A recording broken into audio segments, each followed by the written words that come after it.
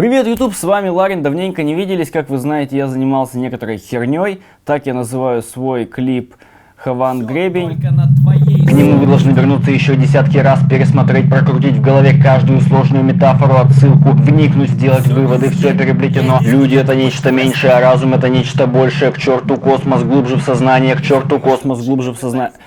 А теперь перейдем к нашему уроку. Вопрос заключается в следующем. Зачем же играть на укулеле? Все просто. Ответ один. Чтобы быть крутым.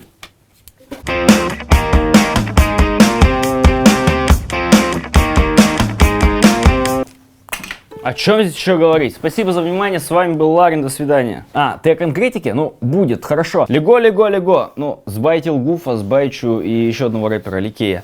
Топ-5 дай в долг. Итак, приступим. Сначала одна из самых важных вещей, и она непосредственно к музыкальности имеет отношение достаточно посредственное. Вы становитесь умнее. Да, действительно, вы становитесь, ну, если даже не умнее, вы становитесь креативнее. На примере исследований можно убедиться, что если вы запускаете еще какой-то отдел мозга в работу, когда играете на музыкальном инструменте, например, или рисуете. Я выбрал музыкальный инструмент, я нарисовался в детстве, пьяный художник, который потом умер от алкоголизма, научил меня азам. Поэтому в достаточно позднем возрасте я взял в руки гитару, а потом и укулеле. То есть мне было больше, чем большинству из вас. Возможно, даже больше, чем некоторым из ваших отцов. Да, непосредственная связь в развитии личности человека напрямую доказана при запуске нетипичных для вас отделов работы мозга. То есть, ну, вы можете, конечно, качать мозжечок и становиться сильнее, ну, когда вы ходите в качалочку, да, но, как мне кажется, креативность и вариации решений при раскачке именно отдела мозга, который связан с аудиальным, с музыкальным, вот с этой всей историей темповой, гаммовой, гармониями, ну, это поважнее будет. Эйнштейн занимался музыкой, играл Моцарта, Лейбниц утверждал, что музыка — это уникальное проявление гармонии, которую можно, ну, увидеть и прочувствовать, которая гармония, в общем-то, присуща математике и физике. Великий химик Шульгин занимался на разных музыкальных инструментах, Фейнман тоже играл самостоятельно и в различных коллективах. Шерлок Холмс скрипкой занимался, ну вы в курсе, Шерлок же тоже реальный, так ведь? Конечно, вы можете сказать, что это распространяется на все музыкальные инструменты, безусловно, но начать заниматься укулеле и гармонии там, поверьте, не меньше. Она может давать меньше обертонов и всякой глубины, но, знаете, это тоже музыкальный инструмент, который доставляет. И тут мы подходим ко второй причине — заниматься укулеле. Это просто. Очень многие аккорды берутся одним пальцем. И речь даже не о баре. Вот, например, аккорд, 4-я струна на 2-м ладу. Ля минор. 1-я струна на 3-м ладу. До мажор. Вот, например, аккорд. 3-я струна на 1-м ладу. Понятия не имею, как называется, какой-то септаккорд, но использовать можно. Ну, то есть...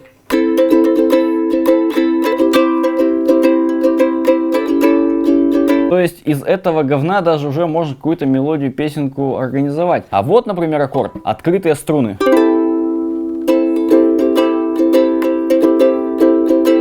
То есть она даже настроена таким образом, что это аккорд. На гитаре акустической большой такая фигня не работает. Там специфический строй. Ну да, у Металлики есть песня Nothing Else Matter, если я не ошибаюсь, где вступление на 3 открытых струнах. Но это скорее исключение. Поэтому на укулеле просто. Переходим еще к варианту использования одного пальца. Баре. Баре брать на этой гитаре проще простого. Я видел полчища роликов, как брать баре, потому что это проблема на акустической гитаре, там сложно. Хотя какая к чертовой матери сложность, если нагрузка на одну струну, чтобы ее правильно зажать в правильном месте, это примерно 200 граммов. То есть 200 граммов это как 1,5 ваших сраных айфона. То есть давить-то не надо, понимаете? Надо просто в правильное место. Я не собираюсь вам показывать сейчас все аккорды, не крути меня, мразь. Я просто хочу показать, что можно сделать банально одним пальцем. Не в том смысле. Ну вот, например, баре, 3-й лад, 3 нижних струны. Да.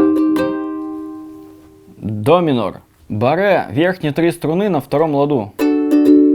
Ре мажор. Из того, что я уже показал, можно сыграть все, что угодно. Считайте, что 3 блатных аккорда вы изучили. И вы уже вот тот пьяный ПТУшник, который на набережной играет типа дворовые песни и собирает внимание женщин. И тут мы переходим, мать вашу, к третьей причине. Не крути меня! К третьей причине. Внимание женщин. Да, в ролике «Почему вам надо научиться играть на гитаре» я рассказывал о том, что действительно внимание женщин привлекается. Это бесспорно. Но бывают ситуации, когда, например, вы находитесь в компании, и вы такой, типа, играете что-то простенькое, типа, вхожу в игру аккуратно, она еще не готова. Ну, то есть, самые предельно простые аккорды.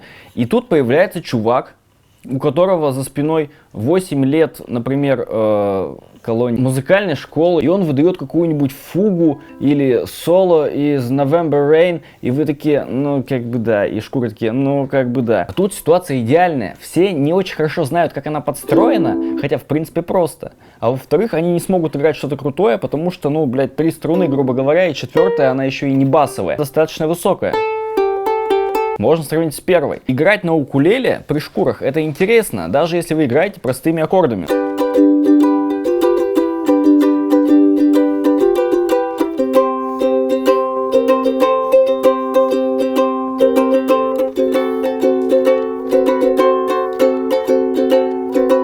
И они такие типа, блин, прикольно, посмотрю. А если соло какое-нибудь? Да там соло-то сплошной перебор, потому что запоминать сложные движения не надо.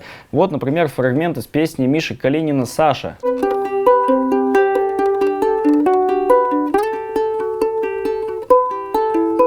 Ну и последняя причина, мне она кажется дико крутой, она для фанатов одиночества. Специфическая тема, то есть в нее можно залипать. Во-первых, она не просит жрать совершенно.